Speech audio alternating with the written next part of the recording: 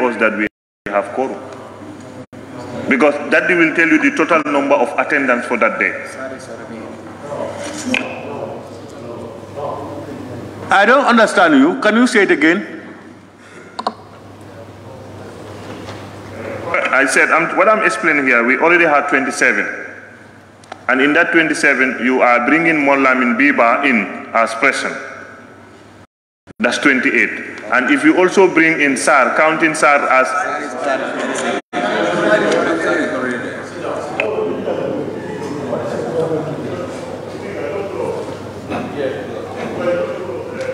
Speaker, talk to Kiang. He is murmuring too much about me this morning, huh? Huh?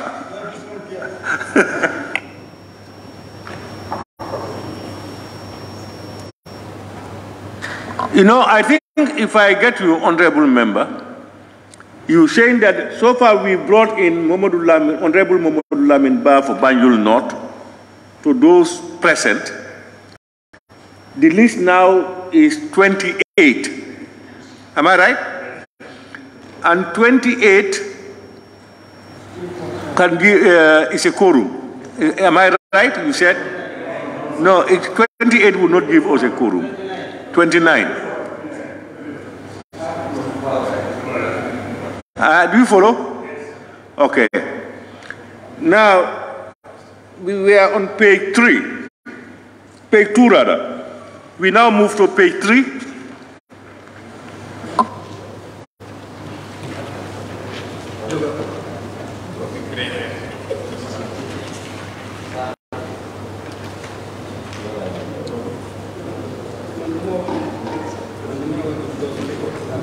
All right, honorable members, it has been moved and seconded that the record of votes and proceedings of the National Assembly sitting of Thursday, 9th March 2023 be approved with amendments. Those in favor, please say aye. Those not in favor, please say no. The ayes have it. Clerk, can we proceed?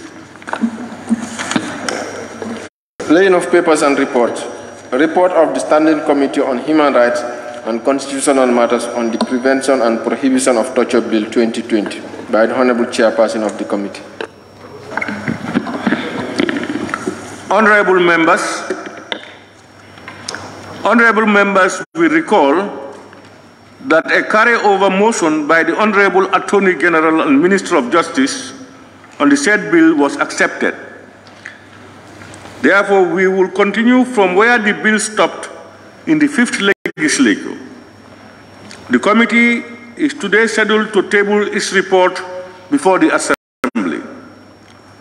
Once the report is tabled, debated and adopted, the next stage of the bill, which is the consideration stage, will be scheduled accordingly at another appointed day. I will now therefore invite the Honorable Chairperson of the Standing Committee on Human Rights and Constitutional Matters to table the report of the committee. Honorable Member. Thank you very much, Honorable Speaker.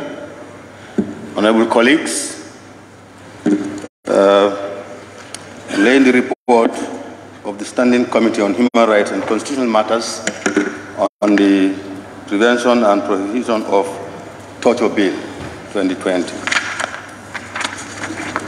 Honorable Speaker, I rise to table before this August Assembly for the consideration and adoption the report of the National Assembly Standing Committee on Human Rights and Constitutional Matters Committee on the Prevention and Prohibition of Torture Bill 2020, which was referred to the committee by the plenary on its sitting of Tuesday, 21st July 2020.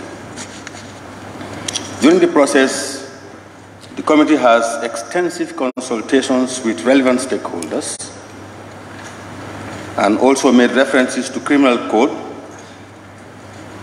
as well as international law instruments such as the United Nations Convention on Torture and other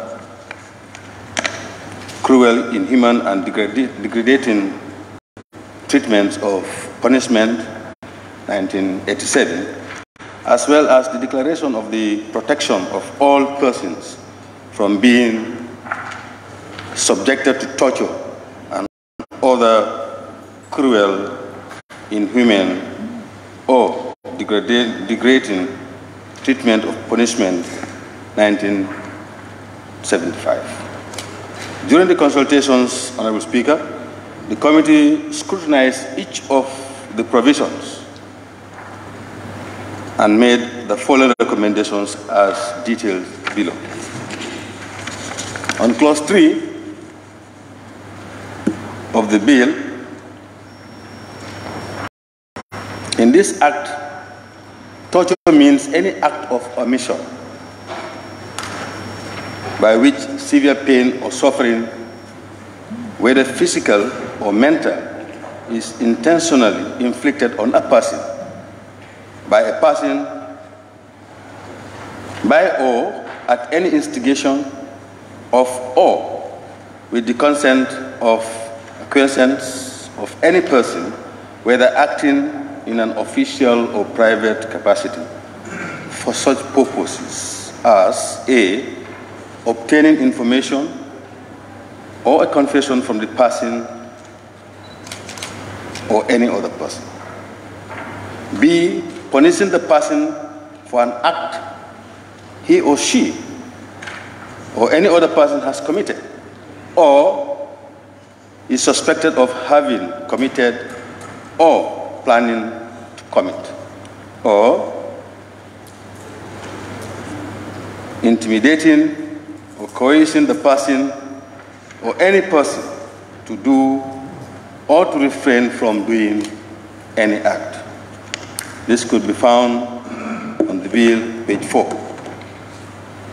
Recommendations that the word of be deleted in subsection 1B to be read as punishing that person for an act he or she or any other person has committed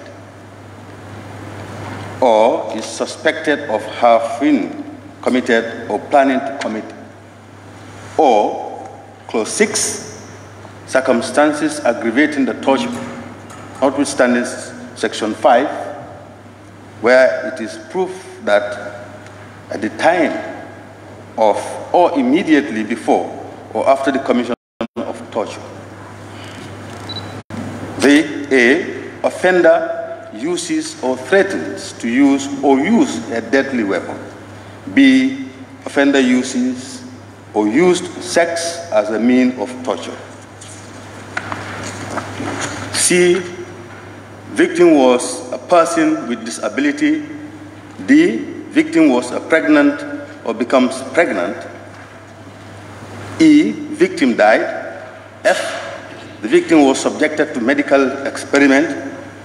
G, victim acquires HIV and AIDS. H, victim was under the age of 18 years.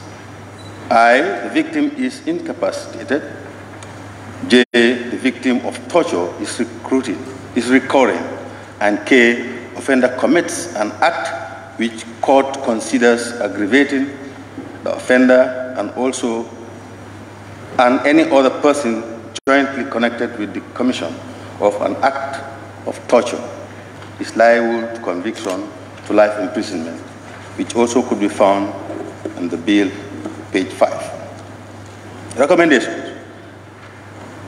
Add the phrase or other communicable diseases in subsection G to be read as victim acquires HIV and AIDS or other communicable diseases.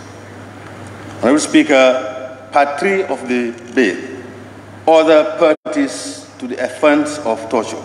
Clause 9, accessories to the offense of torture. 1, a person who, whether directly or indirectly, procures,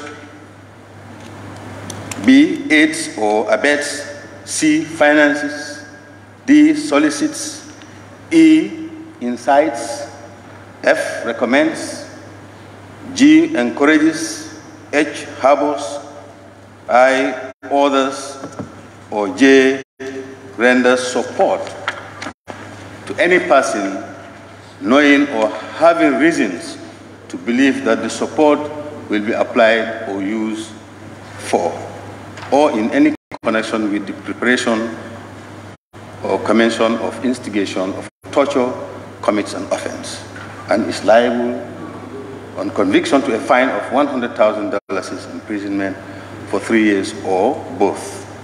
Also, page 7 of the bill, you could find it there. Honourable Speaker, on the recommendations, the word "or" to a term to be inserted between the words "dalasi" and imprisonment.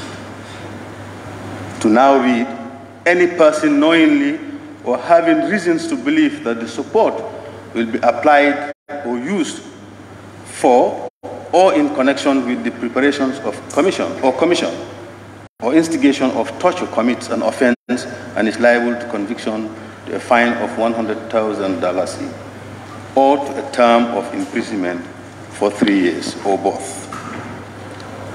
Honourable Speaker, on clause 14, control over private prosecutions. Where criminal proceedings have been instituted under this Act, the Director of Public Prosecutions may A, take over and continue to conduct of those proceedings at any stage before the conclusion of the proceedings. B, discontinue the prosecution of the proceedings at any stage. And C, requires the victim or the person reporting the offense, I, to give him or her all reasonable information and assistance. And Roman figure 2, to furnish him or her with any documents or any other matters.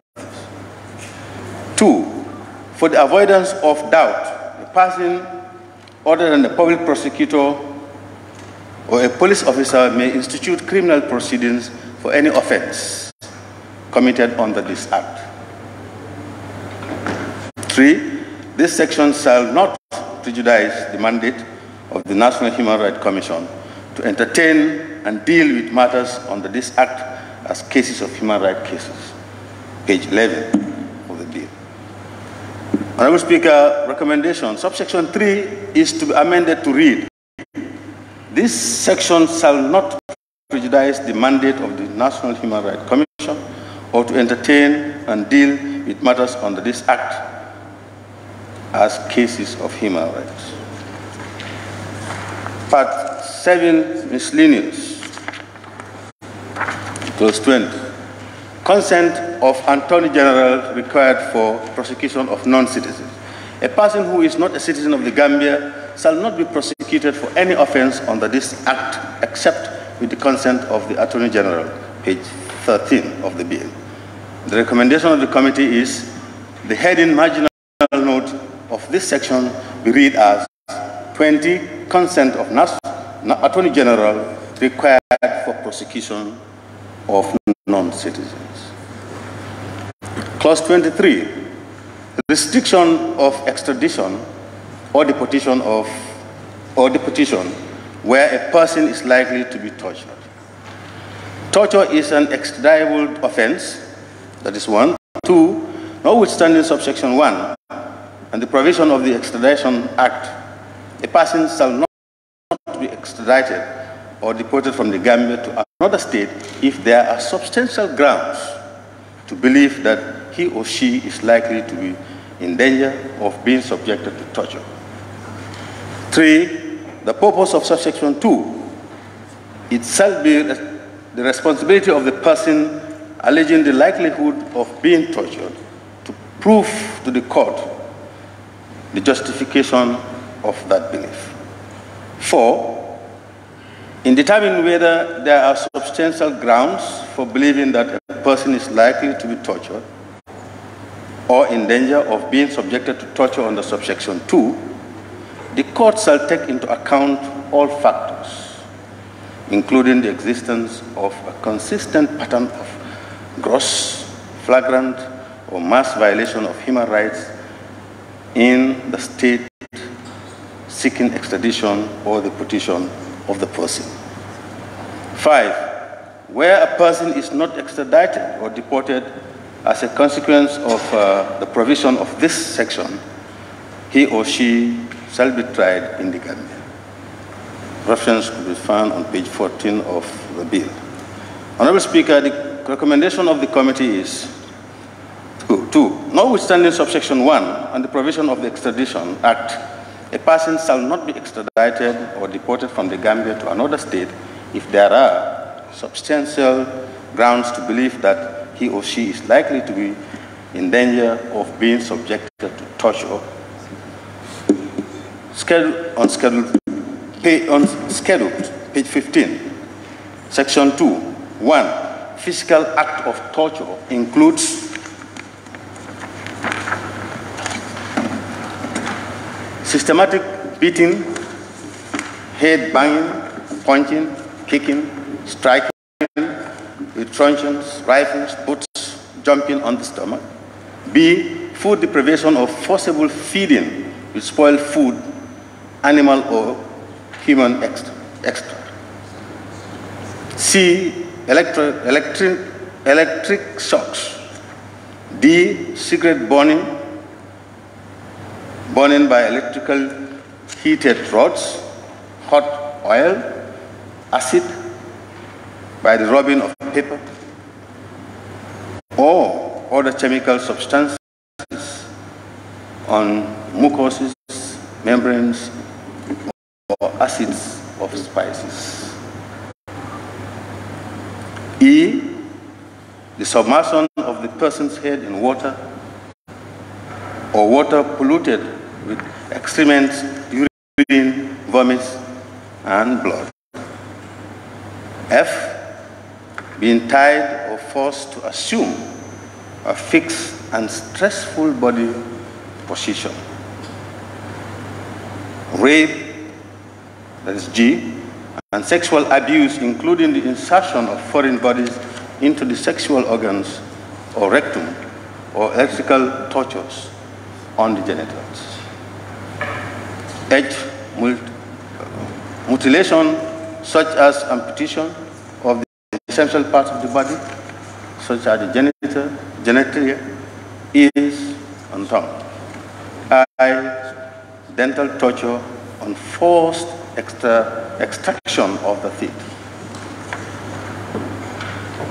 J. Harmful exposure to the elements such as sunlight and extreme cold. Or K. The use of plastic bags and other materials placed over the victim's head with the intention of asphyxia. Honorable Speaker, 2. Mental and psychological acts of torture includes blindfolding, threatening the victim or his or her family with bodily harm, execution or other wrongful acts, confining the victims incommunicado in a secret detention place or other forms of detention, confining the victim in a solitary cell or in a cell put up in a public place. E. Confining the victim in a solitary cell against his or her will or without prejudice to his or her security. F. Prolonged interrogation of victim so as to deny him or her normal length of sleep or rest, maltreating a member of the victim's family, witnessing the torture sessions by victim's family or relatives, denial of sleep and rest, shame infliction such as stripping the victim naked, parading the victim in a public place, shaving the head of a victim, or putting a mark on the body of the victim against his will or her will. Honorable Speaker, on pharmacological torture includes administration of drugs to induce confession or reduce mental competence. the use of drugs to induce extreme pain or certain symptoms of diseases, and C, other forms of deliberate and aggravated, cruel, inhuman, and degrading pharmacological treatment or punishment. Honorable Speaker, on the recommendations of the committee, Section 2 and 3 of the schedule to amend to read as follows. Mental and psychological acts of torture includes confining the victim in a solitary cell against his or her will with prejudice to his or her security. 3. Pharmacological torture includes administration of drugs to induce confession or reduce mental competence. The use of drugs to induce extreme pain or certain symptoms of diseases, denial or access to medical treatment, and other forms of deliberate and aggravated, cruel, inhuman, or degrading pharmacological treatment or punishment. Honorable Speaker, the committee members are as follows. Honorable Mariam Jack Denton was the chairperson. Honorable 𝒒𝒊𝒏 was the vice chairperson. Honorable Ndeyasin Seka, member. Honorable Yakumba Jaite, member. Honorable Fatoumata Njai, member. Honorable Mahdi 𝒂𝒄𝒄𝒆𝒍, member. Honorable Dembo KM Kamara, member. Honorable Bakar Kamara, member. Honorable Usman Toure, member. Honorable Omar Sise, member. Honorable Alaji S. Dabo, member. And Honorable Momodu Kamara, member. The support staff were Suleiman Jallo, Senior Legal Officer, then former staff, Lamin M. Diba, Research Officer, Tony F. Mendy, Table Clerk, and the list of witnesses the committee interrogated were Salih Tal, Gambia Bar Association, Geisho, expert witness, Abdullah Fati, expert witness, and Mam Demba Njob, UNOHCR. Honorable Speaker, honorable colleagues, these were the former members of the committee and some present members, and this is the report of the committee. I thank you.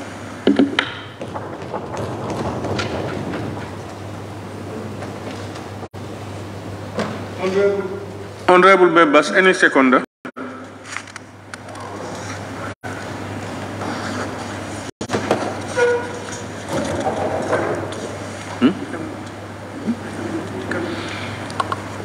Honorable member for Brikama North.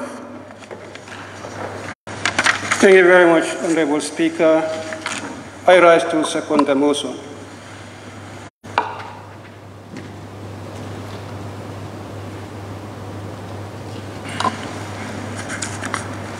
Honorable members,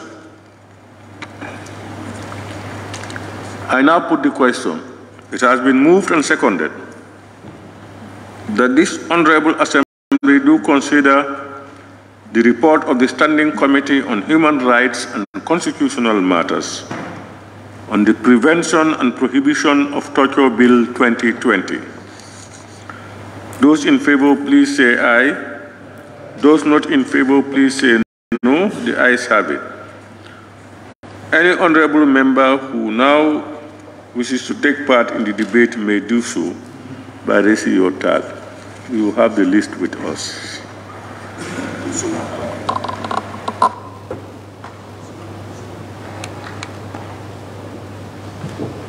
Honorable member for Busumbala.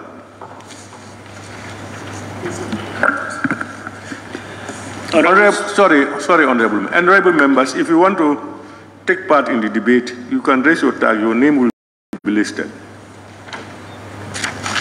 Yes, honorable member for Busumbala. Honorable Speaker, thank you very much for giving me the floor. I thank the mover of the motion, Honorable Mahdi Sise, for giving us that brilliant submission on the committee works on prevention and prohibition of torture bill.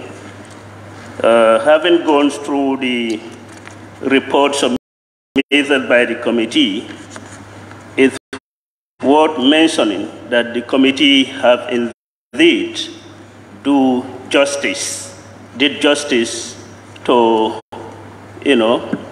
come out with the recommendations that have been submitted and they are before us. I believe the bill is timely and it is only going to strengthen the legal process of obtaining information that are necessary for the prosecutions to rely on in order not to make persons prejudice of their rights in inflicting torture or inhuman and degrading treatments meted on them as we have been seeing or witnessing in this jurisdiction. So, having said that, if you look at the objective of the bill, it's basically to discourage that, process of obtaining information or putting persons in shameful acts or, degrading their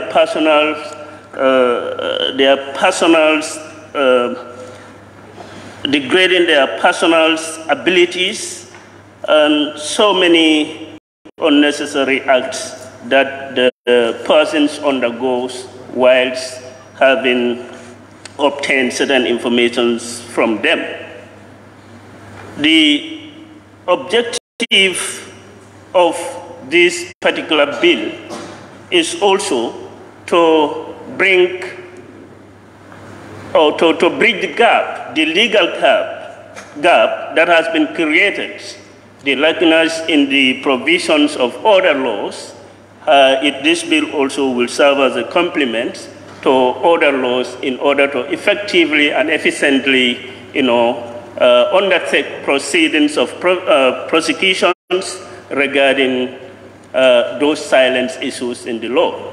So it is timely that we have this bill, and we thank the committee for that brilliant, observations and recommendations in the bill. Thank you very much, Honorable Speaker.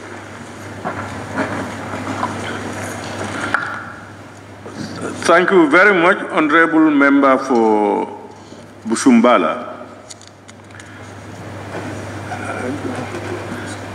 No other Honorable Member wants to partake? I now, okay, Honorable Minority Leader and Member for Brikama North. Thank you very much, Honorable Speaker. I want to join the member for Busumbala and then the mover of the motion. Once more to thank the mover of the motion, Honorable Mahdi Cisse, who is the current chair of the committee. As he rightly indicated, this was the report of the previous committee in the 5th legislature. In that vein, we have to thank the current committee for taking over the report, and then the minister in particular for introducing the bill to the 6th legislature, showing the minister's commitment to this particular bill.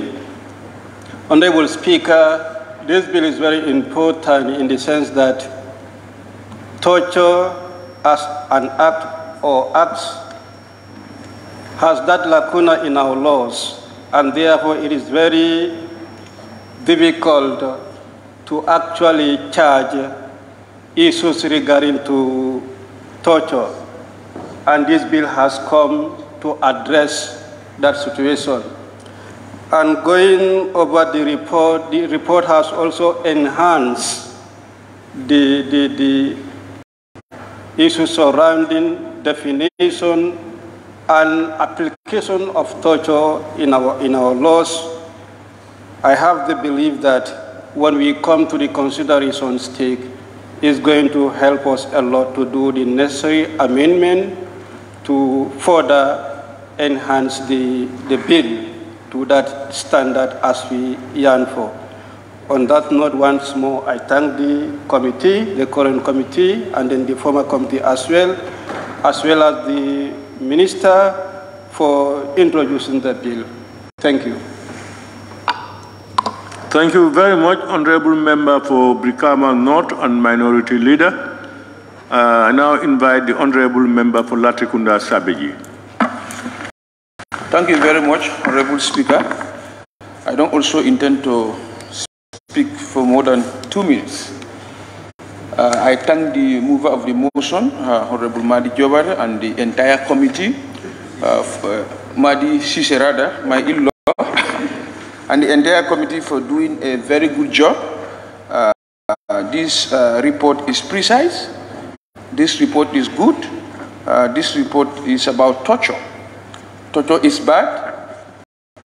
Torture is cruel. Torture is inhuman.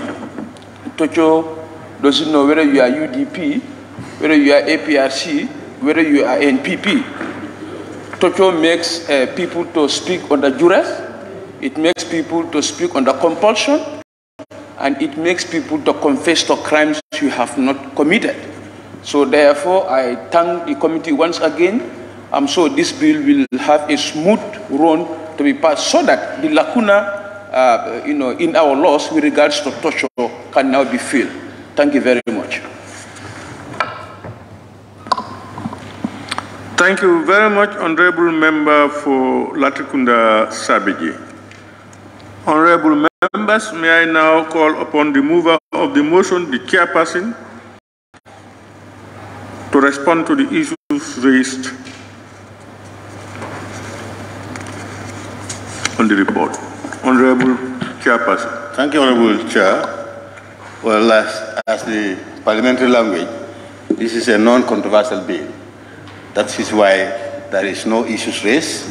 It's only commendations and praises to the government of the day for bringing the bill before us, because this is a human rights issue. They are cognizant to it. That's why they have brought the bill before us as a continuation. So I do not have any responses, just to thank your honorable office and the office of the clerk and the support staff and my honorable colleagues for no comments, as it is a non-controversial bill. Thank you. Honorable Chairman, don't you think it's also worthwhile to put on records on the bill the current membership of the committee? Noted. We'll take care of it. Thank you for that.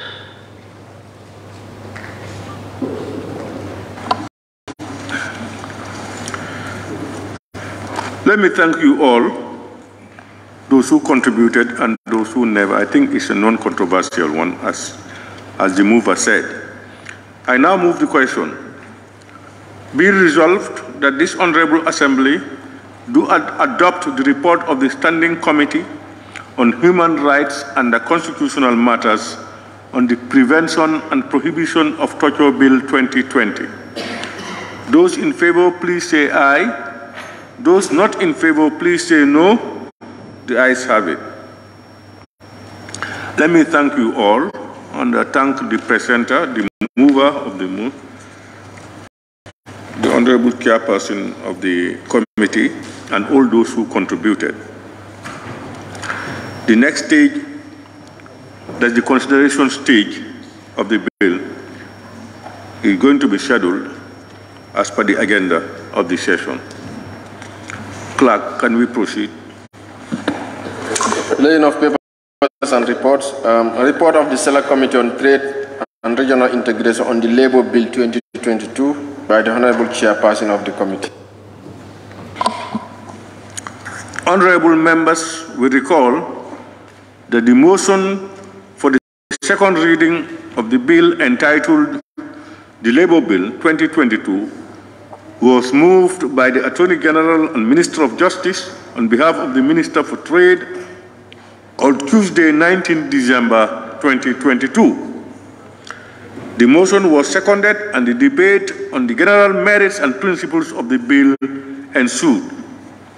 Accordingly, thereafter, the bill stood referred to the Assembly Business Committee for committal. The Assembly Business Committee committed the said bill to the Select Committee on Trade for scrutiny and report back. The committee is today scheduled to table its report before the Assembly. Once the report is tabled, debated and adopted, the next stage of the bill, which is the consideration stage, will be scheduled accordingly at another appointed day. I will now therefore invite the Honorable Chairperson of the Select Committee on Trade to table the report of the committee. Honorable Chairperson. Thank you very much, Honorable Speaker. I am here on behalf of the Chairman of the committee to present the said report.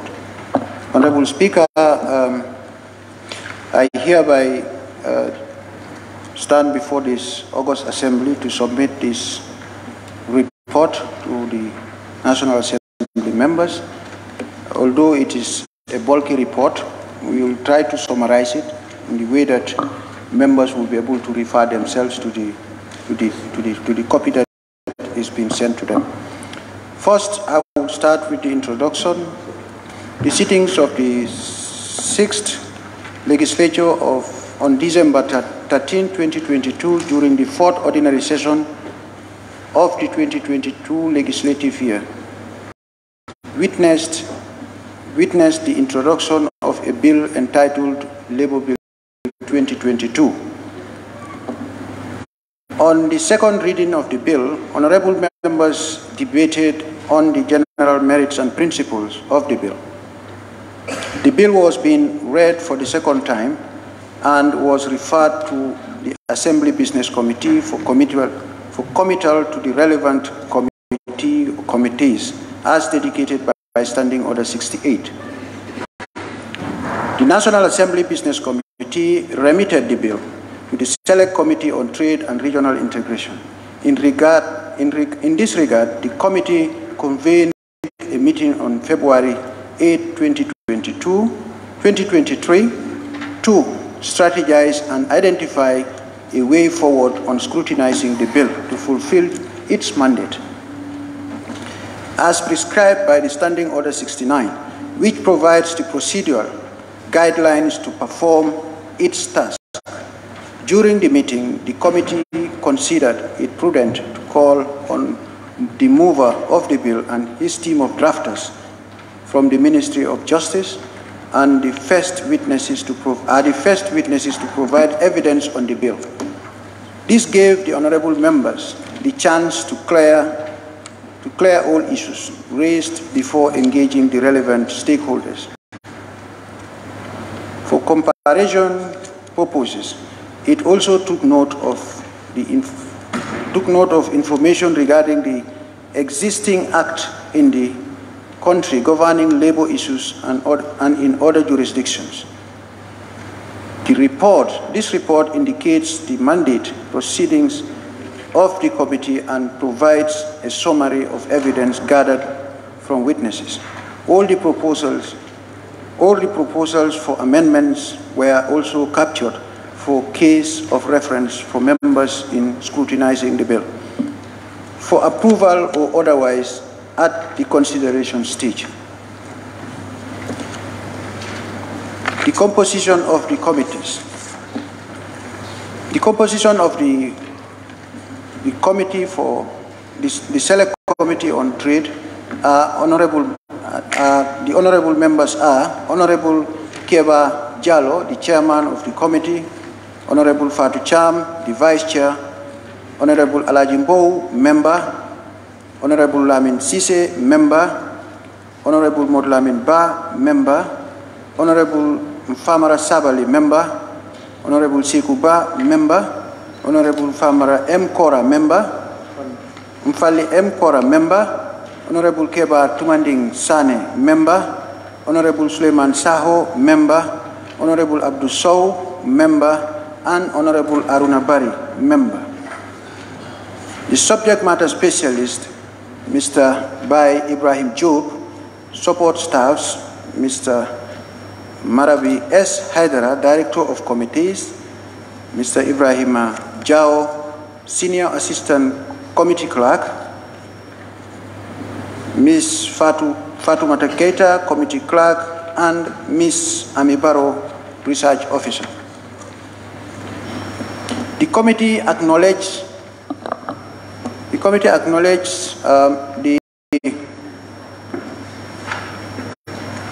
committee admits its appreciation to the Office of the Clerk of the National Assembly for providing the logistics support staff that gave the best to enable the committee to complete its work. This has invaluably contributed to enabling the committee to perform its responsibilities as mandated in Section 109 of the 1997 Constitution of the Republic of the Gambia. The committee is also grateful to the Ministry of Trade, Regional Integration and Employment and the representatives from the Ministry of Justice for the great commitment, consistency, humility, and professionalism displayed in clarifying and acknowledging all gaps marked by options to address them during the engagement. Concerns were all addressed and the considerations are incorporated as agreed by all parties.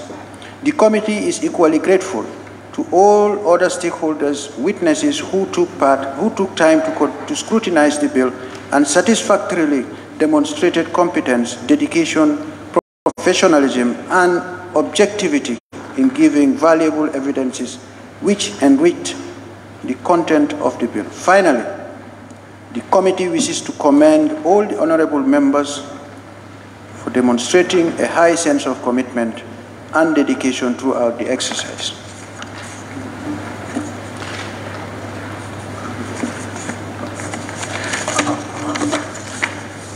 Honorable Speaker, the methodology applied by the committee adopted the following methods to gather evidence. A, called witnesses to testify. B, called for submission of documentary evidence. C, convened meeting to rationalize, harmonize proposal for amendments. Convened meetings to validate the bill with its proposed amendments.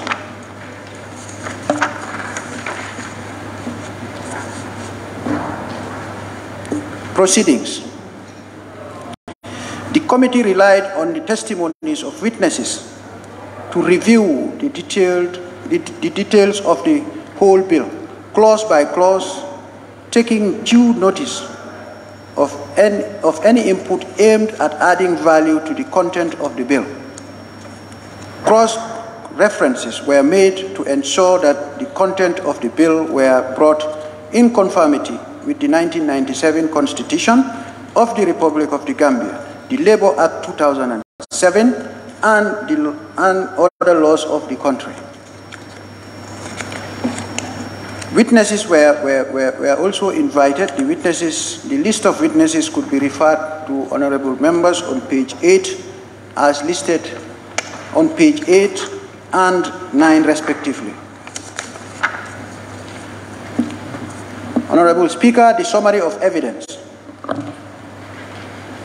This bill, the Labour Bill, consists of 9 parts and 185 clauses. The objects of the bill is to provide not only monetary benefits, but also to ensure occupational health and safety at workplaces. This review is necessitated due to the numerous loopholes and unclear provisions that have been identified in the Labour Act 2007.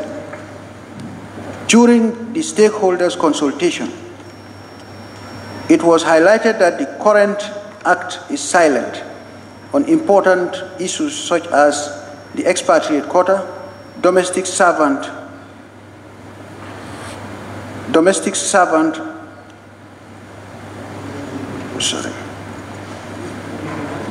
domestic servants, unionism, and workplace requirements. Most importantly, the Labour Act 2007 was reviewed to promote decent work and social dialogue and employment. The Labour Act is also being reviewed to be in conformity with other existing laws of the Gambia and to also take into consideration recommendations from the international partners, employers, and trade union organizations. The factors which necessitate the proposed enactment of the bill has been fully explored and has been dealt with accordingly. The duties and the functions of the Commissioner of Labour has been covered in Part 1 of the bill. Part 3 covers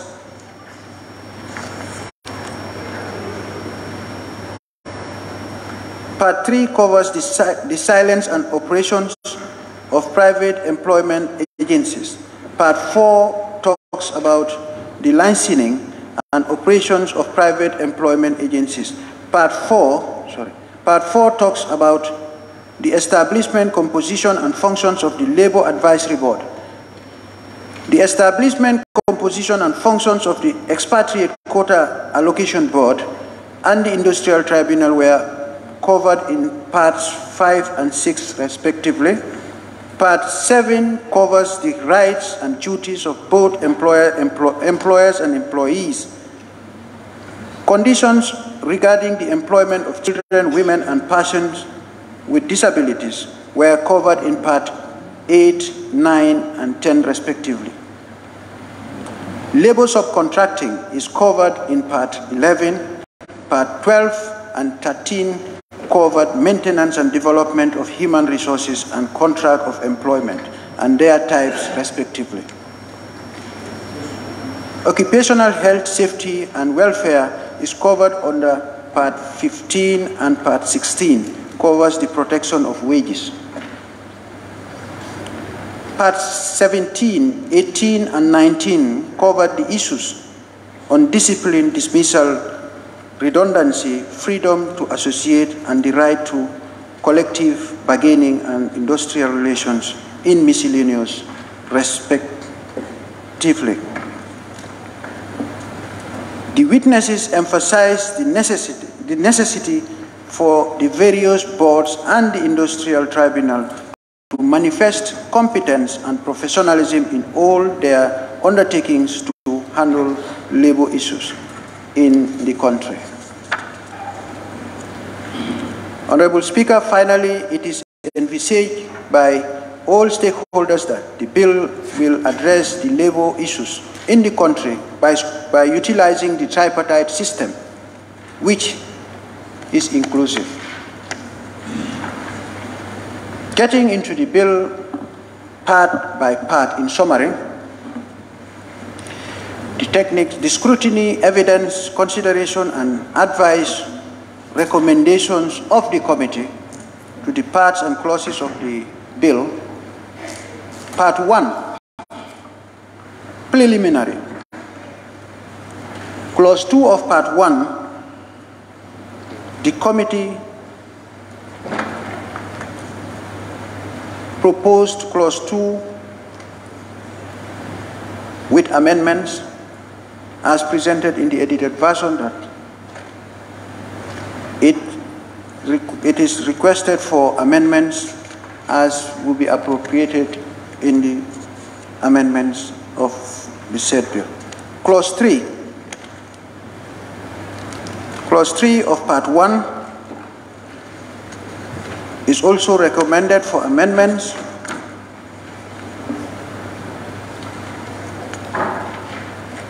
Part 2, the administration of labor matters is also, there are clauses that are also highlighted for, recommended for amendments. That's Clause 8, Clause 17. Clause 8 and Clause 17, respectively, were also recommended for amendments. Part 4, Labor Advisory Board. Clause 27, subclause 1A is recommended for amendments. Part 5, Expatriate Quota Allocation Board, Clause 31B, Clause 32, 1B and D, Clause 32, subclause 2 and 3 are all recommended for amendments. Extensively to Clause 33D, Clause 36 to subclause 2D, Clause 39, subclause 2 are all recommended for amendments. Part 6, Industrial Tribunal, Clause 41 is recommended for amendments.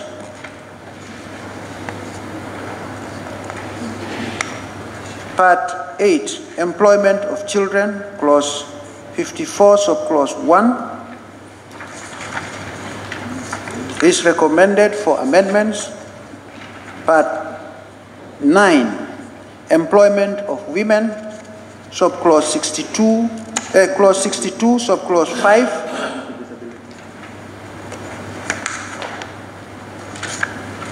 clause 62, subclause 5, subclause 62, clause 62, subclause 7B, and clause 63 are clauses that are recommended for amendments. Part 10, Employment of Persons with Disabilities, subclause 64 is recommended for amendments. Part 11, Labor-Only Subcontracting, Clause 74 is recommended for amendments. Part 13, Contracts of Employment, Clause 86, subclause 2 and Roman 2.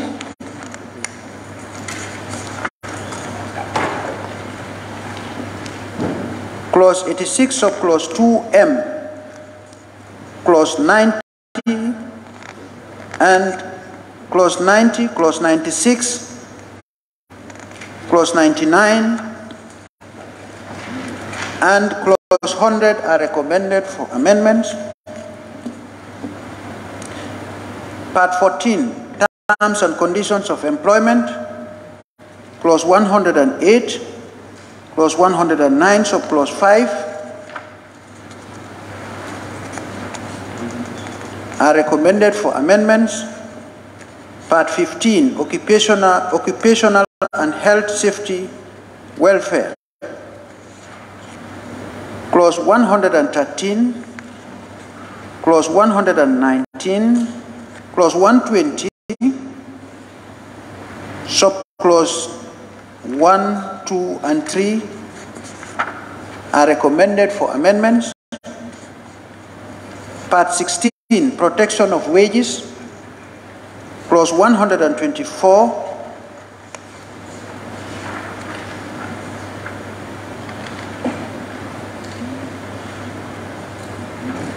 the committee suggested for a review and synchronization of clauses 87 and 124 by the Ministry of Justice. Clause 127, Clause 138, subclause 2, Clause 144 were also recommended for amendments. Part 18, Freedom to associate the rights to collective bargaining and industrial relations. Clause 142, subclause 2A, Clause 149, Clause 152, subclause 3,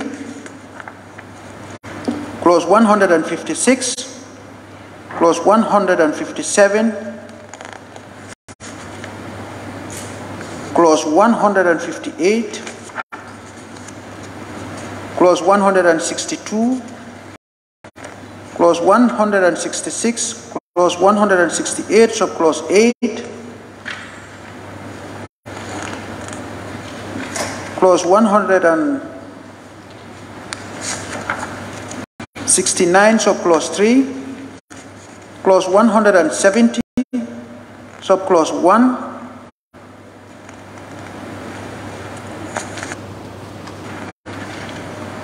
Clause 171, subclause 2, and Clause 177, subclause 6b are recommended for amendments. Part 20, miscellaneous. Clause 179, Clause 181, and Clause 185 were also recommended for amendment.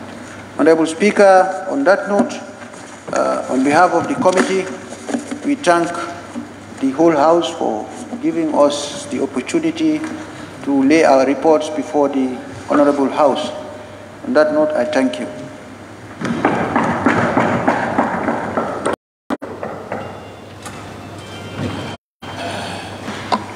Thank you very much, Honorable Member for Kombo South, for ably presenting Kombo East.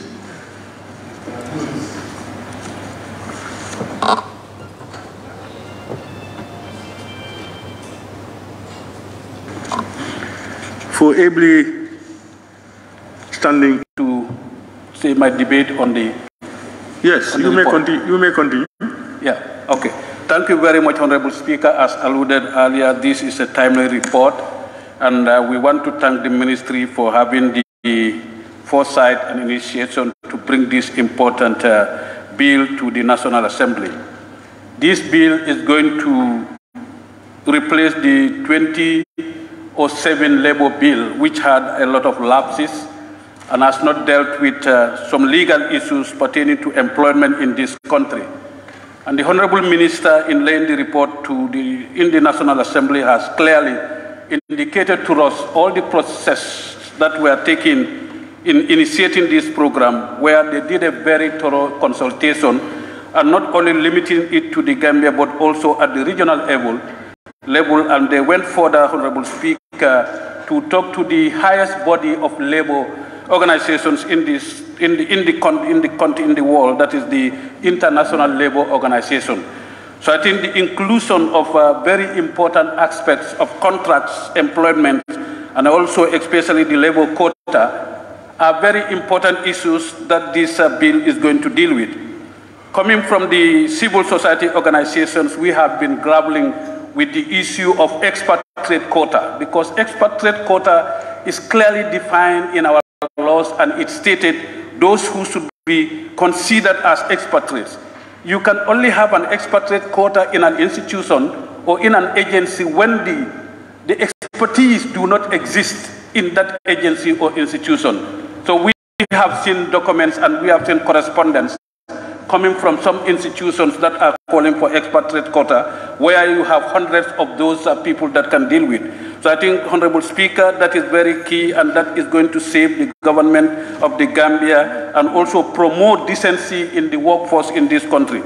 Honorable Speaker, I think it is also timely that we need to involve the labor unions to work together with the ministry to ensure the security and also job security of our people who are being employed, especially the young generation. Looking at the rate of construction and also other micro-industries that are being set up in this country, Honorable Speaker, I think job security is very important. You go to some of these agencies, as alluded to, some of the reports that were laid in this house here, that people are just appointed verbally with no conditions. They are not contributing to social security. They are not paying regular tax for the employees, and a lot of issues have been raised.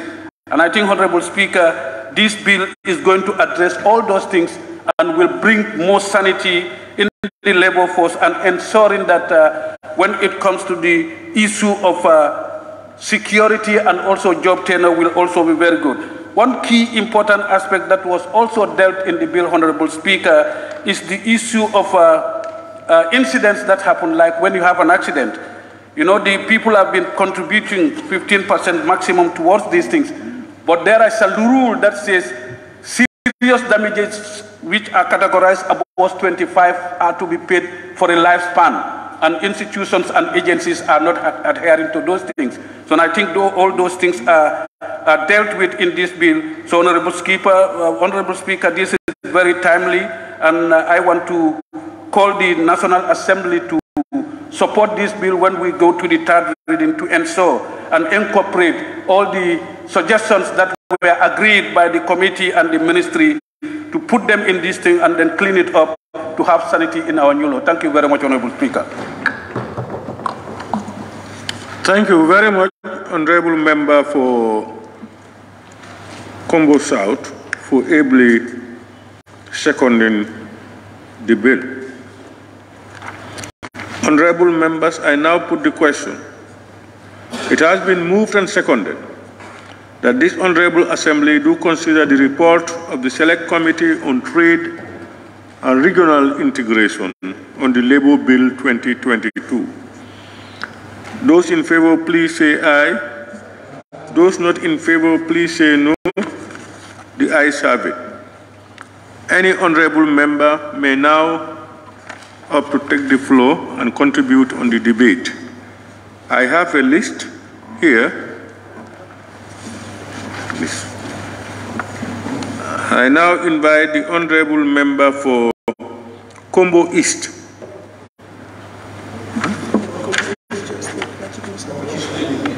Combo East? Combo East has no spoken. That's Combo South. Huh? You put this at Combo South. Okay. All right, honorable members. Is the next, actually, it should be Combo South who are just seconded the. I now invite the honorable member for Latrikunda Sabiji. Thank you very much, Honorable Speaker, for giving me the floor. I also thank the chairman of this committee and his committee for giving us this progressive bill. My contribution will only go to the exploitation of labor in the private sector. Honorable Speaker, when people come to this country, whether they are citizens of this country or they are non-citizens, we are all subject of the laws of this country. So therefore, the law should protect everybody.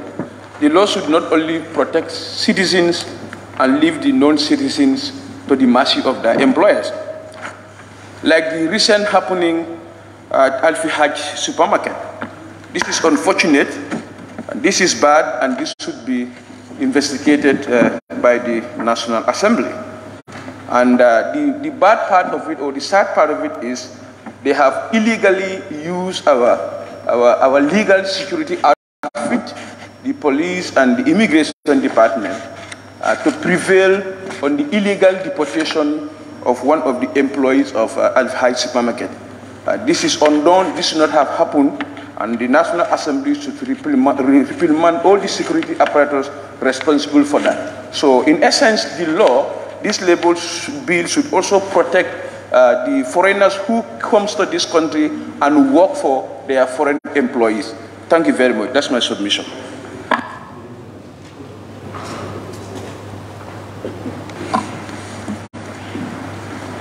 Thank you very much, Honorable Member for Latrikunda Sabiji. I now invite the Honorable Member for Kiang West. Honorable Speaker, colleague honorable members, the Minister for Trade, Regional Integration and Employment here present. I also want to join the presenter of this report to definitely thank the ministry for for bringing such an important bill to the Parliament, and the committee members who had really taken time to deliberate over this bill. But then, Honorable Speaker, I also want to thank the committee clerks, because if you look at the kind of a report that is presented here, this is a very good report. It has highlighted clauses very well, and the amended version that the presenter of the report was talking about are all incorporated in the report. These amendments were not just recommended, but the proposals for amendment were also stated in the report. The interaction that they've made with the CEO, with Gambia Women Chamber of Commerce and Industry, Women Chamber of Commerce, Senior Program Officers, Gambia Teachers Union, representatives, the Association of Non-Government Organization, Tango, Director of Operations, Social Security, Housing Finance Corporations, Director, Investigation, Ombudsman, Coordinator, International Labour Organization, RD, Office, National Accreditation and Quality Assurance Authority, NACAC, Ministry of Gender, Children and Social Welfare, Principal Personal Officer, PMO, SG, Gambia Workers Union, Chairman, Gambia Trade Union Bureau, Labour Practitioner, Gambia Bar Association. If you look at all these stakeholders who have taken part in the deliberation and the review over this bill, we believe they must have done justice to the bill to ensure that the employees are not only protected, or not only employees are protected, but the employers are also protected, to ensure that the employment force that has been provided by the private sector, it's definitely protected, and to also ensure that the investors have courage to come into our country and invest, and which is also going to not only cater for the employment sector, which government cannot take care of, but to generate revenue for the government in terms of investment. Honorable Speaker, I am really very well impressed. If you look at the stakeholders who are taking part in this deliberation, but what I want to definitely submit is that the Labour Bill is taking care of the employment force in the private sector and that of the parastatals. But then we should not also forget the employment which has been provided by the other sectors in the government which is not covered in this sector. They have to go together simultaneously, so that as long as we want to protect this area, the one that is ours also is also being protected, which is the employment and in the civil service sector. It is important that both these areas are protected. People are responsible when it comes to the employment. Frequent times I have been saying this. In as much as we want to protect the employment force, that is the employees, but let's look at the employers as well, to ensure that they have confidence to invest in our country, for them to have confidence that I'm investing my money and my money will be protected and I will be protected. So this law has come to cater for that, not just for people to have complaints and go to the labor office and complain against the employers, but for employers also to have complaints against the employees, and they can have confidence to go to the courts, and law caters for them to also have a room where their investments will be protected. Honorable Speaker, if you look at the portions of expatriate quota, this has been well dealt with in this bill. Expatriate quota, so that the quota that's supposed to be catered by citizens of this country is being met, and right qualifications are applied through a board and a board scrutinizes very well, and it goes to the minister, and the minister does a very good scrutiny and send it back, so that we can have a very good expatriate quota, not just an expatriate quota, but an expatriate quota that is going to help the investors and protect their investment.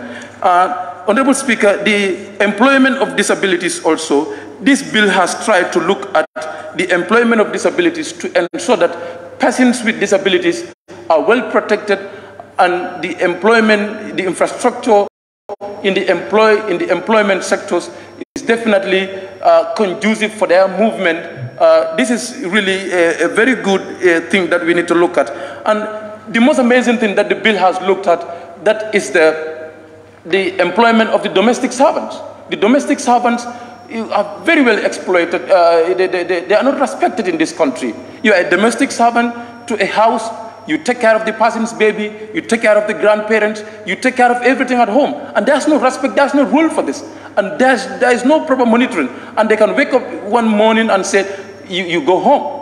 But this bill has come to definitely protect Gambians in the workforce, and also to protect the investors in the investment, and as well to have a law that does not only cater for domestic purposes, but has definitely been linked with the international labor law, which has recently been ratified in this parliament here. So therefore, Honorable Speaker, I want to thank the committee for definitely doing such a tremendous job, and the Honorable Minister for their cooperation, and all the stakeholders who are taking part in this deliberation, and of course, the committee clerks and the director of committees and the subject matter specialists, and as well the research officers have done a good job to help us gather evidences, and the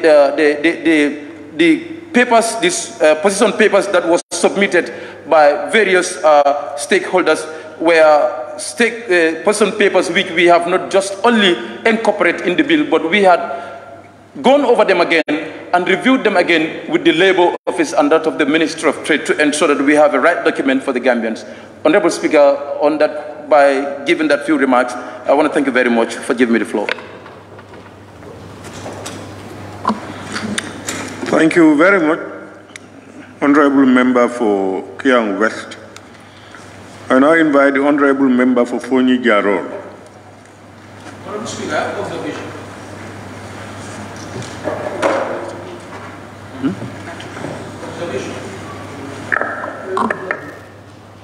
I just want to observe, if you are part of a committee, you validate this together, do everything together, and your committee care lady, you still want to come and contribute to it. I think you are just wasting the time of the plenary, please. Because just such contribution could have been done when you were validated. Yeah, but the members still reserve the right to contribute, to add value, to add something to what the chairman have omitted, etc. Honourable Speaker, point of observation. Yeah. Go ahead. Yes. Honourable Speaker, point of observation. Go ahead. Yes. Who is speaking? Honourable Member for Kiang West. Yeah, yes, Kiang West. I want to observe that as a member, I preserve a right to participate in the debate. But then, Honourable Member, Honourable Member, Honourable Member, Kiang West. Yes. Please, we have addressed that. I want to clearly Honourable Member, please don't impose yourself. Honourable Member, please. Learn as a member. Learn as a national. Honourable Member. My observation was on you. Honourable. I tell you that it's invalid. Rule yourself. The way you behave is so much unruly.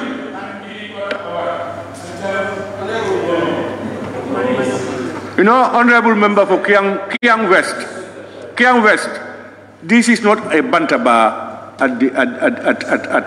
in the provinces. We have rules guiding us. Never use emotions in Parliament. We have regulations that govern us. Even if somebody is wrong, you can quote and deal with the person. It's also do and do what you want. If you do that, the law will strangulate you. You avoid that, please. Don't attack individual parliamentarians. Each has an opinion to express. Whether right or wrong, accept it. You come with your counter one and say it, or you quote the relevant provisions of the standing orders to back yourself up. But let's not go into this. Who is that? Next time I will send you out. Who is the person? Which member? Huh? Huh? I thought it was somebody. I was thinking that it was somebody different from Busumbala. Anyway, so please, honorable member, exercise restraint. Let's allow every member to express an opinion in accordance with our own regulations. Honorable Minority Leader. Minority. Speaker. Honorable Minority. Minority. Your tag was up. You wanted to say something? Okay. Yes, somebody was calling speaker. Yes. Yeah? Joshua. Honorable member for Joshua.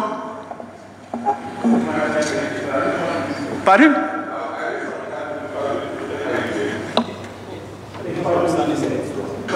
Can we continue now? Let me invite the honorable member for Fonyi Jarol to continue, please. Thank you very much, Honorable Chair.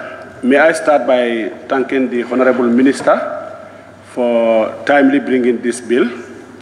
And just as I always say, when you look at the bills that are coming here, they meet the best international standards and the best practices, which is difficult to reject them. I must thank the subject matter specialists and the committee staff for a job well done. If you look at the bill, it talks about fairness, equality, and the protection to protect employees. So there's no way we're going to say no to the bill. The only problem that I always have, if at all laws can speak like human beings, they will be asking us, why make me after you silence me? Because we don't implement them. You go to our law books, we have very good laws, but sometimes we operate like we don't even have laws existing. This is where we fail in the people, we fail in the country. When we make laws, laws are there for a purpose. They are there to guide us, and they are there to also make sure we work to achieve our aims and objectives.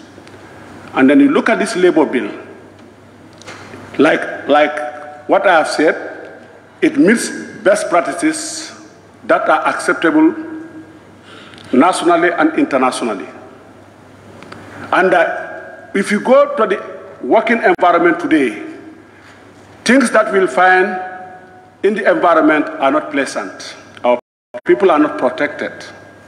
People are even working without employment letters. People are even dismissed without even paying their dues, illegally dismissed. But when you look at this bill, nothing is perfect, but I will use the word it is perfect. And I wish that when we make these laws are implemented. Not that we make them and then we just lock them in cupboards and that's the end of them, and then we operate like if there are no laws existing. Laws can never operate in isolation. We have to make them work. And I think it's time that any bill that is coming here, that is agreed, we have to make sure what the law dictates, it is implemented. Thank you, Honorable Speaker, for giving me the floor.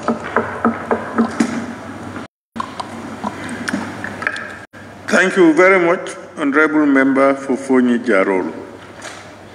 I now invite the Honorable Member for Brikama North and the Minority Leader.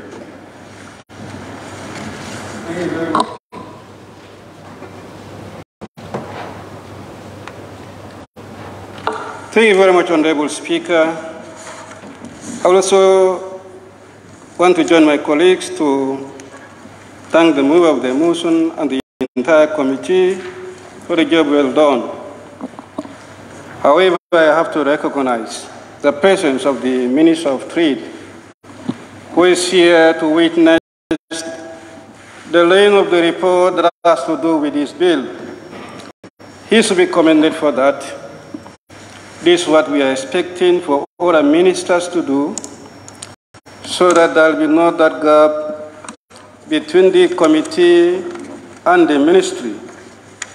Having said so, Honorable Speaker, the committee is tasked to scrutinize the bill. In the process, we are told that thoroughly they consulted the relevant stakeholders, who are very important personnel in their respective fields, and they've worked diligently with the committee to enable the committee to produce this very important report. As I said earlier on in the previous report that we just approved or adopted, it is going to make the work of the members at the consideration stage. That is to say, we will have very little to scrutinize, since the aspect of the scrutiny has already been done by the committee together with the relevant stakeholders. And in doing that, I don't think we should be wasting much time at that stage to do further scrutiny, since it has already been done by the committee. Honorable Speaker, I observe that 47 clauses in the bill has been proposed for amendments, and the format advanced by the committee in trying to read to that has stage of evidence, consideration, and advice in all the 47. However, there are some of them where the aspect of consideration, that is the position of the ministry, where the position of the ministry is highlighted, are omitted, at least 6 of them precisely. And these are clause 32 in the report,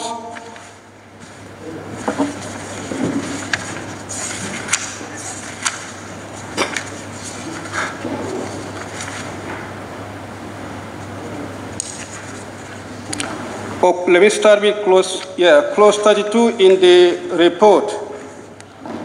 We have consideration, but this consideration appears as if there is an error or maybe typo. That is, the committee agreed with the proposal for incorporation into the bill. I want to believe this should be the ministry instead of the committee. You can take note of that. That is clause 32.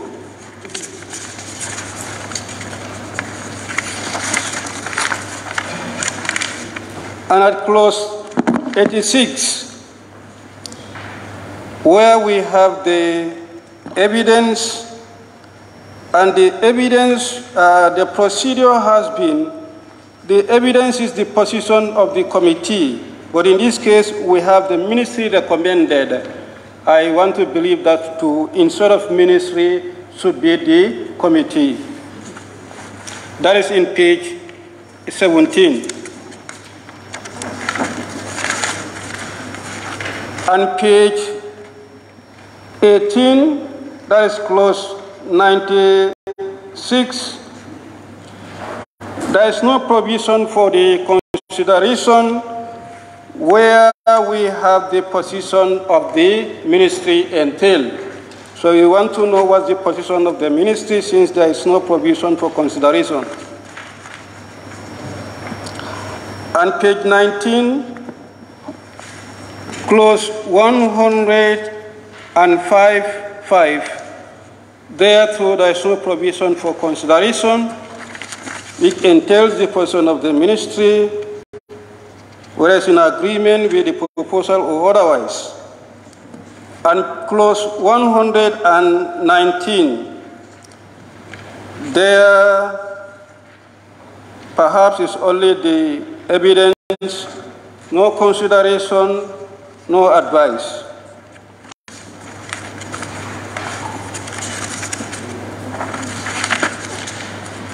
Furthermore, clause 184(2)(a), we have evidence, but there is no consideration which entails the position of the ministry on the proposed recommendation. Honorable Speaker, these are the observations that I have made so far, which I would like the mover to perhaps do the needful correction, if at all there are, which I believe there are. And on that note, I want to thank the committee for the job well done. Thank you very much, Honorable Member for Brikama North and Minority Leader. Let me, on behalf of the members, acknowledge the presence of the Honorable Minister of Trade and Regional Integration, and thank him for sparing time to be with us here in dealing with the labor bill. No doubt it shows your commitment and respect for the National Assembly. You are most welcome. I now invite the Honorable nominated member, Honorable Fatoumata Jawara. Thank you very much, Honorable Speaker, for the opportunity. I will also like to join my colleague I will also like to commend the member for Kombo East, the mover of the report, and the members of the committee as well, and to add few contribution because the committee has already dealt with the committee. Honorable Speaker, looking at the report, I think we need to call the executive and the implementers of the law, the security forces, to be in attendance when we are dealing with such, because members were raising concern about the implementation of laws. We may have very important policies, but sometimes the implementation is a problem. Honorable Speaker, going through the report, the prohibition against indulging information, I think this one will address the insincerity in the civil service, because sometimes designated confidential information are sent to the public domain that is in their core. Also, if you came to the labor, also these young teenagers who were in the mechanic garage, sometimes they were exposed to some hard labors and hazardous situations. I think this will address those one also. Also, if you came to the women aspect also, I think this report will, the bill will address that one also, because women are subjected to inhuman treatment at workplace. Sometimes you may want to apply, or you may be working at some place, and there is somebody who is superior who will assault, who will be assaulting you, or wanted you to be under him and obey him, while that will go against your will. So I think this will address that. On that note, Honorable Speaker, I submit.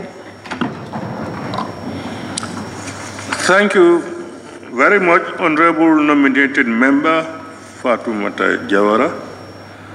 I now invite the Honorable member for Busumbala constituency. Thank you very much, Honorable Speaker. Honorable Speaker, I thank the mover of the motion for this wonderful laying of a report on labor bill, and the committee in general for their diligence and effective handling of this bill. And as such, they have made several recommendations and learned from the honorable member for Kia that all those recommendations has been attached in the report, even though I don't have it there. But, Honorable Speaker, I can see the committee have did justice study report by intensively consult all the relevant authorities regarding this Labour bill. Honorable Speaker, this Labour bill is meant to address the legal loopholes of that of the 2007 Labour bill, and in that note, it has been communicated to us by the committee that there are provisions, the provisions or clauses in these Labour bills are consistent with the legal instruments, example, the Constitution and other international legal instruments. Honorable Speaker, also in this bill, in their report, we also noticed that there's the function of the Commissioner of Labour is being, identified and substantially drilled into to make the Commissioner that much effective in handling labor issues. And also, we can see in their report the tribunal, the creation of a tribunal. Even though we have labor tribunal in existence, but I would also suggest the committee to go ahead and make, recommendation for these tribunals to be decentralized. At least every region of this country have a labor tribunal so that effectively dispensation of justice can be afforded to persons who are affected in this area. And also the report also seek or address the right and duties of both the employer and employee. This will significantly reduce the tension within the work environment. And also the protection of wages. Yes, this has also been taken care of in the bill. And this undoubtedly going to enhance effective service delivery if the employee is with the view that after the performance of my duties, this is a particular wage I'm going to earn, and it will not be compromised, and there is a legal instrument to address if there is any unjustifiable delay on his earning.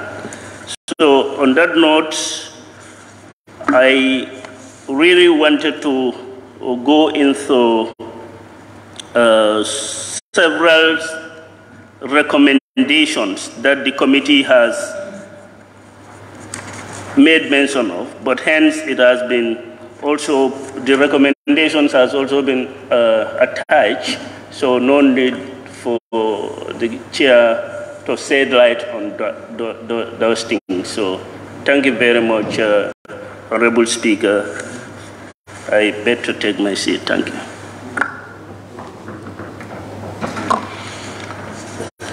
Thank you very much, the Honorable Member for Busumbala. I now invite the Honorable Member for Serekunda West. Thank you very much, Honorable Speaker. I also join my colleagues to commend the mover and the rest of the committee. I have a question. In his deliberations, he keeps saying that the committee recommended an amendment. I want him to throw light on that, if those amendments are done by the committee themselves or it's going to be done by any other party. Thank you. Thank you very much, Honorable Member for Serekunda West. I now invite the Honorable Member for Joshua. Thank you very much, Honorable Speaker. I will also join my colleagues to thank the committee and the mover of the motion for a job well done, and also the Minister of present with us, for his being in attendance today, and also trying to look things across. Honorable Speaker, this bill is timely, as most of my colleagues have rightly mentioned. My question or advice will be, I know it touches everyone, all aspects of life, those employed. If you go through the bill, it touches all corners. But Honorable Speaker, my concern here is most of these people who are currently in this country might not be lucky to know what the bill entails, what is in the bill, what their rights are. In case of A, B, C, and they happen to me, where should I go? People are being employed. Let's say domestic workers, for example, in the house. In the homes are employees. They are employed and they are being paid. Their service might be terminated unlawfully, but they don't know what next to be done. You will see somebody working who is not paid as he should be, or who is terminated and not being paid. Where should I head to? What should I do? If the bill comes in, I think it's important for the bill to accommodate. It accommodates everyone, but it is good to sensitize the people on the ground to know that these are your rights, these are your responsibilities. This is what you should do. People are being employed. They know that they are employed. They know that they should be issued with employment letters. After being employed, they have to be paid A, B, C, and D, and A, B, C, and D also should be paid for them. You will see somebody being employed with an employee for the rest of his life and never or ever has an employment letter, or even his tax is not being paid, his gratuity is not paid. After the end of his services, he has nowhere to go to say, this is what I am claiming for. If the bill covers everything, I think also it is good for the bill to go down and filter to the ground to explain to the people that these are your rights. If A is not happening, you need to go to this place. Yes, everyone knows that there is labor already, but how many Gambians knows where labor is? How many Gambians know the responsibility of labor? I think the bill has come at the right time. I'm speaking to the minister, at least after everything went in this part, we sensitize the masses to know these are your rights and responsibility. Thank you. Thank you very much, Honorable Member for Joshua. Honorable members, may I now call upon the chairperson to respond to the issues raised in the report and to wind up the debate. Honorable Chairperson.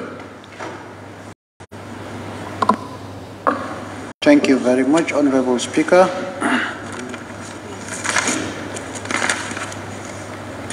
Honorable Speaker, I must thank my colleague honorable members who participated in this debate. And I should first start with to commend the honorable members that has consented their concurrence with what the report states and what the committee has requested. And going into the answers to the honorable members' questions and their doubts to clear them, I should start with the honorable member for Brikama South, the minority leader, because all other honorable members stated their acknowledgements of the report, except for few. I should start with the honorable member for Brikama North. The honorable member did highlighted some few clauses which in the report that it needs some clarity on why there is no complete recommendations on the report. Honorable Speaker, I should put it to the honorable member that this report was designed in cooperation to all stakeholders that were there present, and it was accepted unanimously. In these clauses 32 and 86 were subject the agreements of the committees or the committee or the ministry agrees on to the clause. There was no objection to that clause, and this is why it has not gone into that. And if you get into the report and then the bill itself would give you a clear reference. For the honorable member, for the nominated member, Honorable Fatoumata Jawara, she did make mention of the implementation and the protection of employers. In this, if you get into the employment of contract, that is part 14 of the bill have already addressed all those issues and worries that might worry employees. There is some clauses that have clearly stated how to sort out those disputes. For the honorable member for Joshua,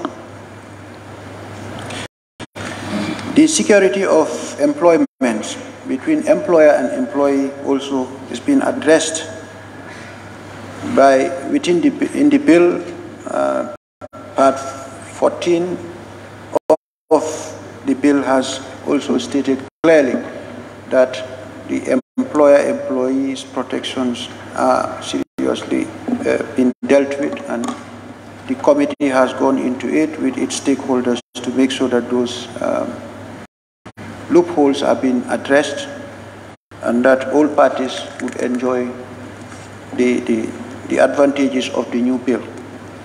Honorable Speaker, on that note, I should commend the Honorable House for the valuable time availed for the committee to lay their reports, and we would urge all the honorable members to accept the submission of the report for it to be moved to the next level. On that note, I thank you all, sir.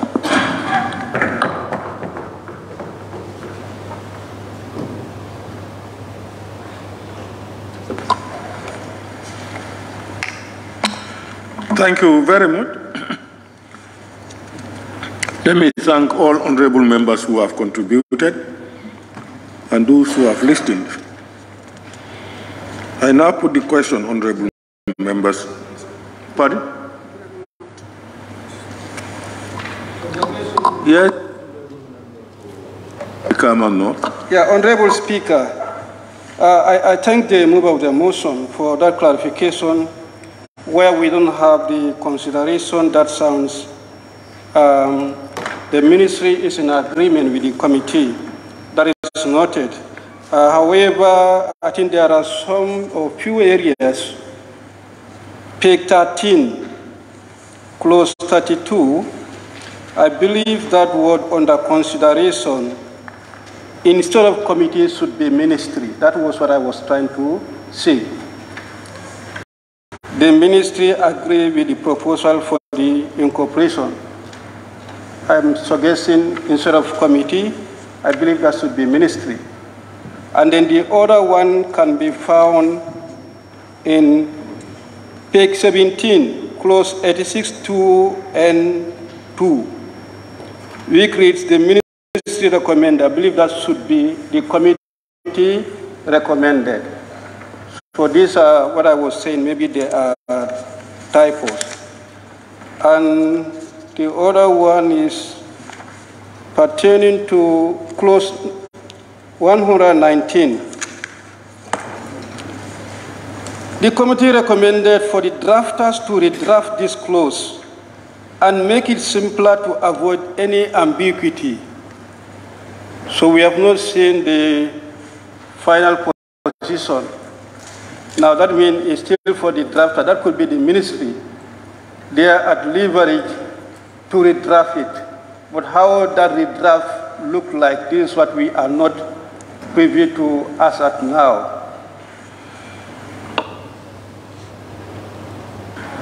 Yes, Honorable Mover of the motion. Thank you very much, Honorable Speaker.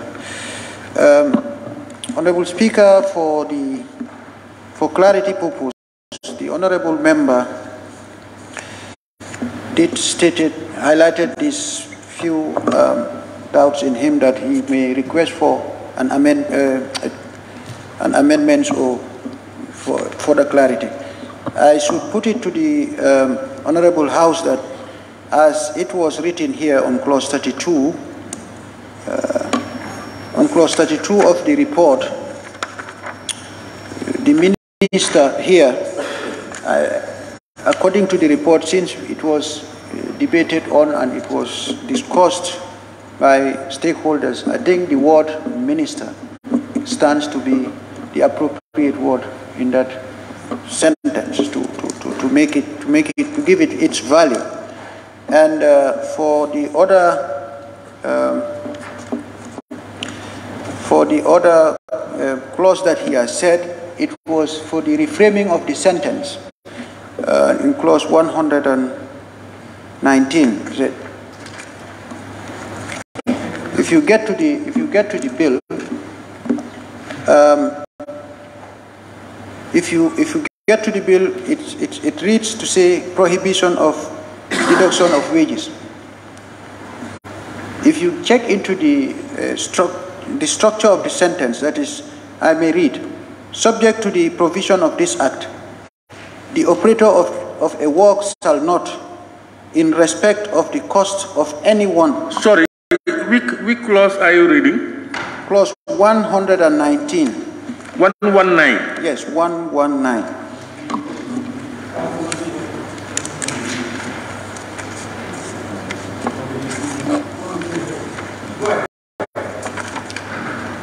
It reads to say,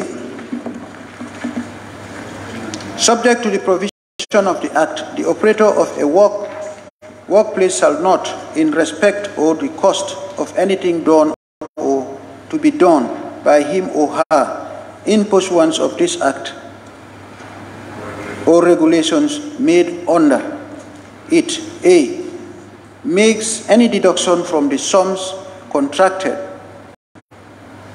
to be paid by him or her to any person employed, or B, receive or allow any other person to exact or to receive any payment in lieu of such deductions.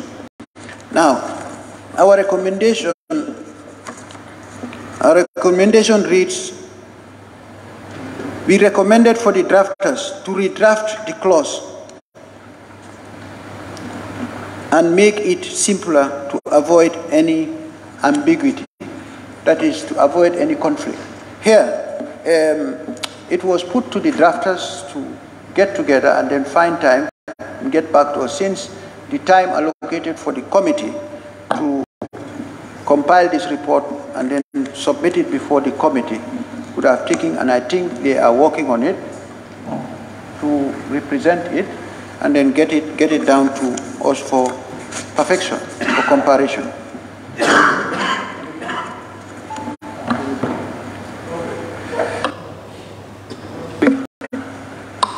Yeah, I think the concern of the member for Brikama North on 32, clause 32, last line under consideration. The committee agreed with the proposal for incorporation into the bill. All the proposals here are made by the committee. So naturally, whatever you put here is agreed by the committee.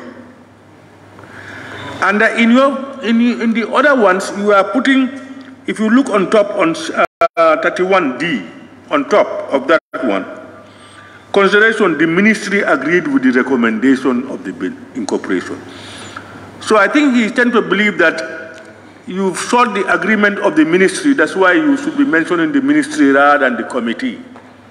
That's why he's saying that instead of the committee agreed, whether it should have read the ministry agreed.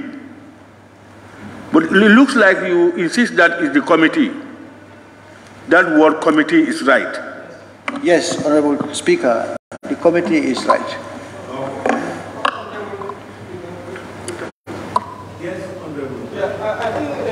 Look at all the areas where we have this consideration. We always have the ministry for consideration. So I don't know how that can be changed for this particular clause? Minority, when it comes to your powers to approve or disapprove and to include or exclude, you will use those powers to correct it. Because you put it to him as the drafters of the report. The committee members are here. Nobody seems to disagree with him. So we can only take it for the fact that it is what the committee had agreed that he reported. Yes. Yes, I had wanted to intervene, but then the presenter was making clarification on that. And as we interacted with the ministry, some clauses ministry in fact would suggest an amendment onto that. So when they suggest an amendment, it's left to the committee to either agree or not. So this is what happened onto this particular clause, that ministry proposed the incorporation of an amendment during our interaction with them. So, and we have agreed with the proposal for the incorporation into the bill. So this is what we have here in the bill. But we don't expect that the ministry's proposal should be recorded for us. You should, whatever we are receiving should be coming from the committee. If the ministry recommends and you disagree, you will not put it in your report. If they recommend and you agree, you can put it in your report and then bring it to a plenary for them to decide. We've put there. But otherwise, there will be ambiguity to tell us the ministry said this and we are saying we have agreed, as if it is coming from the ministry and not from people. Honorable Speaker. Yeah, Honorable Speaker. Who? The mover of the motion. Honorable member. It's noted. We will note it down and get back to the committee for necessary amendments. Thank you. It's noted.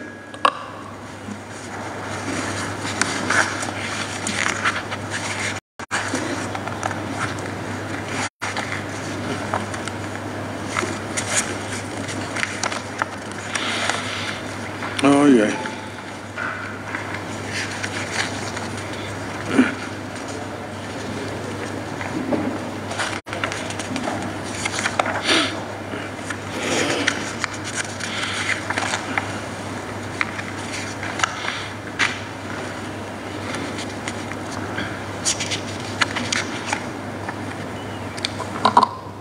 Honorable members, as I said, let me thank all of you for your contributions and those who listened. I now put the question: be resolved that this Honorable Assembly do adopt the report of the Select Committee on Trade and Regional Integration on the Labour Bill 2022. Those in favor, please say aye. Those not in favor, please say no. The ayes have it. Once again, I thank you all. The next stage, that's the consideration stage of the bill,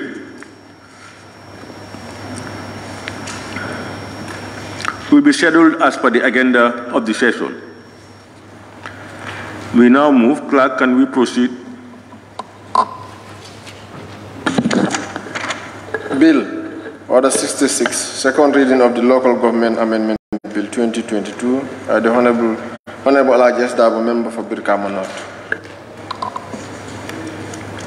Honorable members, you will recall that the first reading of the Local Government Amendment Bill 2022 was done on Monday, 6 March 2023, and today is appointed for the second reading in accordance with Order 66-2. Therefore, pursuant to Order 67 of the Standing Orders, I now invite the Honorable Minority Leader and Member for Brikama North to move a motion for the second reading of the bill entitled Local Government Amendment Bill 2022. I now invite the Honorable Member to move the motion for the second reading. Honorable Member. Thank you very much, Honorable Speaker, for giving me the floor I